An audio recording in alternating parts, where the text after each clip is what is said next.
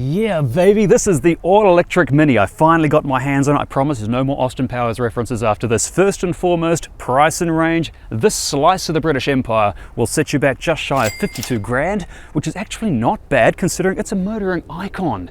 And for that, you'll get 233 Ks per charge, which is not amazing considering it is a motoring icon. But there's a lot more to love about this car. I think it's a really great modern adaptation of a piece of motoring history. I won't bore you with old Mini history because you already know the score. The original Mini was built back in Britain before colour was invented. They made millions of them, got a cult following. John Lennon had one, Steve McQueen had one, Elton John had one. You get the idea. It's a popular car that stood the test of time and has made it into the Automotive Hall of Fame as a true classic. Fast forward to today and BMW now owns Mini and it's been reborn while keeping the original look, but with luxuries and performance and handling and safety. And unlike many other disastrous attempts at making new cars based on classic styling, this reborn Mini has been a sales success for more than 20 years. And today, I have my hands on their first ever all-electric model. Now, the Mini today is not a small car anymore like it used to be. It's a big machine. It's only a ruler's length shorter than a Kona EV, and it's about as wide as a Polestar too, so it's a bit of a chonker. It also sits a little bit higher than the average Mini because they've raised it off the ground a little bit in order to fit the battery pack underneath. But I expect despite that it should handle really well with its low center of gravity. We'll find that out soon. As for the interior, it is out there. It's bold. It's not understated because it's not supposed to be. Look at the size of this main center display here, huge with chrome highlights. Then look at the size of the knobs and the buttons. It is very un-Tesla. As someone who is really unfashionable, I would say this thing is pretty chic. While I Google what on earth chic means, let me run you through some of the features on this car, starting with the tech specs. It has a 135 kilowatt motor driving the front wheels, giving a 0 to 100 time of 7.3 seconds. It also has a 32.5 kilowatt hour battery pack and all the gadgets a modern human could want, such as an electric panoramic glass roof, a Harman Kardon sound system, Android Auto and Apple CarPlay on two very funky displays, but as a car it's probably best suited for carefree singles or couples, as the rear legroom is pretty tight, with all the space going to the front seats. This means the boot is also pretty snug, being unfortunately not big enough to hide a body, and believe me, I tried. There's also no storage up in the front, and the PSC even takes a hit, measuring in at only 29. But it's not a serious car. It's built for fun, it's built for cities, it's built for summer, so with that in mind, what's it like to drive? First impression of this car is actually surprisingly roomy. Backseat passengers have no room at all, but I've got heaps. Decent headroom as well. I've still got a couple of inches above my head and I'm 5'10". The lateral support in these seats is excellent. Makes me feel really sporty, much sportier than I am. This should be fun on the city streets, especially considering it has 135 kilowatts at its disposal, which by modern standards is kind of eh. But keep in mind, this car only weighs 1.4 tons.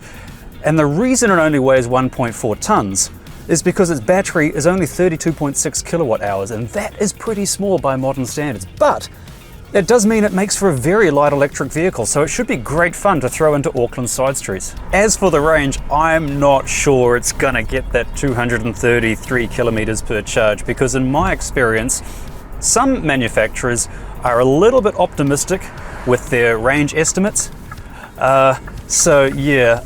When I picked it up from the dealer, it had 149 Ks of range estimated on the gasometer, the gauge that guesses how far you can go per charge. And it's exactly the same, and I've done about 20 kilometers already, so perhaps it is accurate?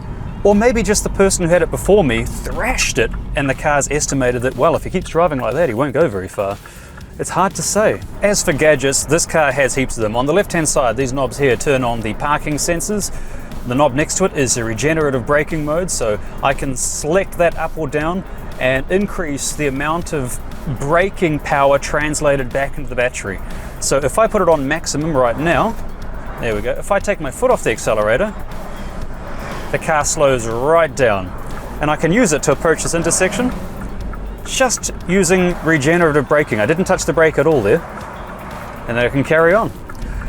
Knobs next to that, we obviously have the start, stop, and then we have traction control, and on the far right you can select your drive mode. Now I'm in mid right now, mid mode. That's mid efficiency, mid acceleration. If I drop it down, I can put it into green mode, And from there, once more, I can go into Green Plus. Now what that does is maximize the range out of the small battery pack and turns off seat heating, turns off steering wheel heating, tries to get every little kilometer it can. But on the opposite side of the scale, if I go up into sport mode, the dashboard goes red, and all of a sudden I have all of that 135 kilowatts at my disposal. The only problem is, because it's front wheel drive, just like the Kona EV, it struggles to put that traction down onto the road. So it gets a little bit chirpy, gets a little bit shifty on the front there. But if you like that sort of thing, this will fuel your urge to put your foot down.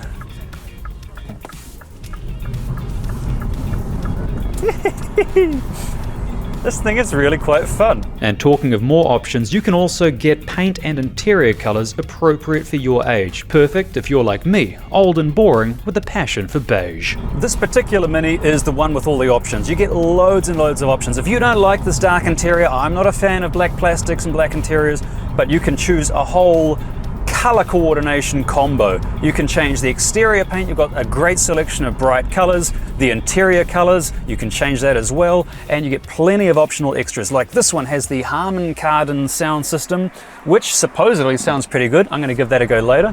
And then you've also got options like this panoramic glass roof, which is just superb. I love it. Lets the light right in.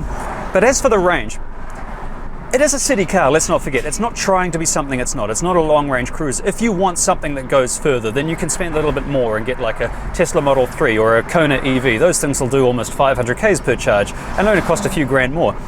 But if you want something modern and trendy, this is the one for you. However, how practical is it as a city car? Right now, I'm going to take it to a typical shopping mall, go and do what Aucklanders do, which is just drink lattes and sit in traffic, and we'll see if it survives the day. So I did what many modern city dwellers do in our spare time, and that is go to the mall and charge the car. And one of the best things about refueling in a mall or a shopping center is quite often the electricity they're giving away is free. You don't have to pay for it. So imagine you had a petrol-fueled vehicle and you rolled up into a mall, you went and did some shopping, and you, I don't know, complained about the weather, do whatever Aucklanders do, and when you came back, it was as if someone had put $30 worth of petrol back into your petrol fuel burner.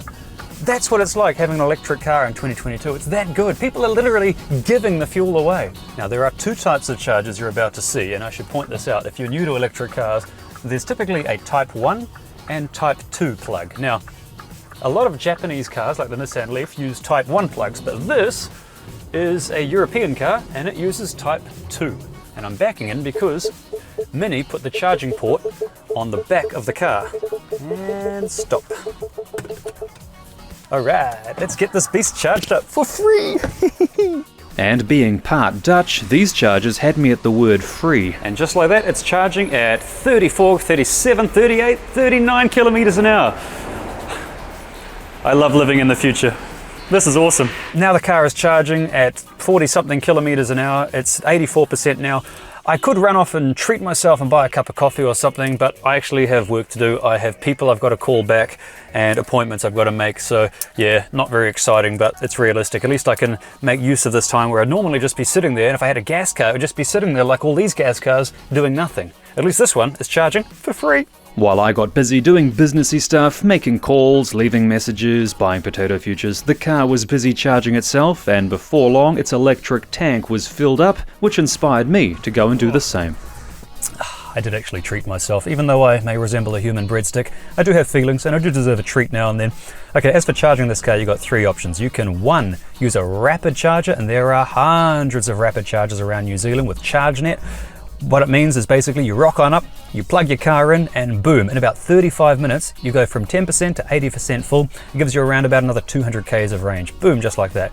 Second option is, if you're taking it home, you could use the trickle charger that comes with it, but that would take about 12 hours. Third option, the one I recommend for most people with an electric car, is to use a 7 kilowatt hour wall-mounted charger, such as this one from EVNex, who I plug every week in the desperate hope they'll buy me a cup of tea, but they haven't yet. And it hurts. Anyway, that would cost you around 1 to 3 grand, depending on how difficult the install is in your house, and would charge this car in 4.5 hours at your house, which is pretty good. As for warranty, this car comes with a 100,000 kilometer or 8-year warranty on the battery, which is pretty impressive. And now that I've done my plugs for all these companies, it's time for me to go and unplug the car. Oh, and give you one last plug for the company. that allows me to put coffee in my belly. The obvious plug is for Ecotricity, our country's only power provider that is certified carbon zero, meaning you can power your house and car forever using perfectly clean renewable electricity. And they're really competitively priced too. It's just a no-brainer. So join them today and get on the right side of history at ecotricity.co.nz. And while you're there, check out the EV Buyer's Guide, where you'll find the prices and specs of every electric vehicle on sale in New Zealand right now, making it possible for you to find something in your price range or driving range, such as this built for the city all-electric Mini. And we're off. And now that I'm on the motorway, I can finally test some of the features it comes with. Unfortunately, as far as I can tell, it does not come with lane keeping assist, only adaptive cruise, but that's pretty good. Let's put that on, adaptive cruise control, increase the speed maximum to 100, and it's now detecting the car in front of me and keeping that speed. There's no risk of speeding in this car because it has a lim or speed limiter built in, which you can set the speed, press the button, and it will stop you from doing more than 100 k's an hour or whatever speed you set. Now, while I do wish there was a long-range version available for motorists that like these cars but want them to go further per charge, I'm not sure it really is an issue because I've been using this car as intended, just driving around the city, and I've had no range anxiety. And it got me thinking, more than 50% of all the electric cars in New Zealand are used Nissan Leafs. And these are cars that can only do perhaps 150 k's per charge maximum. And the owners of those cars absolutely love them and drive them into the ground. So there is obviously a market for a car like this. While there may still be a market for city-focused electric cars, let's not forget that this car is an icon reborn. It's a car you instinctively love or don't, regardless of whether it runs on electricity or burns petrochemicals. So rather than talk pros and cons, what I needed to do was find a hardcore Mini fan and get their opinion. So I found one, who just happens to be my mum. So you're a Mini girl through and through?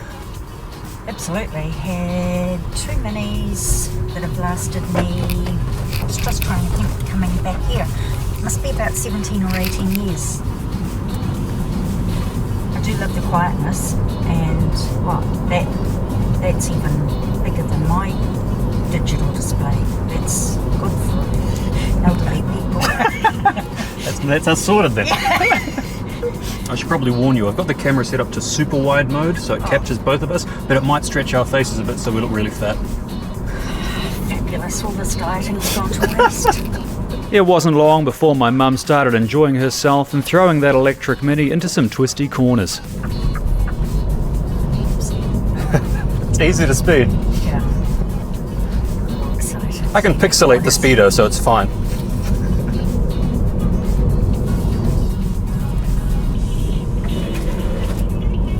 That's my potato chips flying around in the boot. that was good, definitely stuck solid to the ground, no vibrations or movement in the steering. That all was very strong and positive, and as I say, the pickup with having an electric is just there straight away. You've made it chirp. So you think this sort of car might work for you then? For me, at the present time, with just going to work, which is very close by, and supermarket, that would be absolutely perfect. And with charging stations being set up all the time, then that shouldn't be a problem. All right, so I've got you on the potential customer side. Oh, absolutely. All right, Minnie, yeah. I'll give you her details. Yeah, thanks. Okay. So that's one die-hard Mini fan who'd never driven an electric car before, kind of keen on the idea of going electric for her next car. But given its battery limitations, makes now a perfect time to give you my worthless summary. Man, it's been an awesome week, and I gotta be honest, I'm not looking forward to handing this car back. I won't lie, it has grown on me. Yes, I wish Mini offered a version with a larger battery pack for those consumers that wanted it. But overall, this car is an excellent all-rounder. It does everything the average modern city dweller would need. And for that price, less than 52 grand, I mean, the thing is, when it comes to electric cars, the bar is set so high it's almost a flight hazard. People want a car that goes very far per charge, that doesn't cost anything, that looks good, that makes them feel good while driving, that's a bit of a head turner, that doesn't cost anything to run and is really clean for the environment. And it's impossible to tick all those boxes with any car, let alone an electric car, but this one ticks most of them. And that's pretty good. I was gonna say, I don't want to use another Austin Powers reference, but I'm gonna. This sort of car, it really is my bag, baby.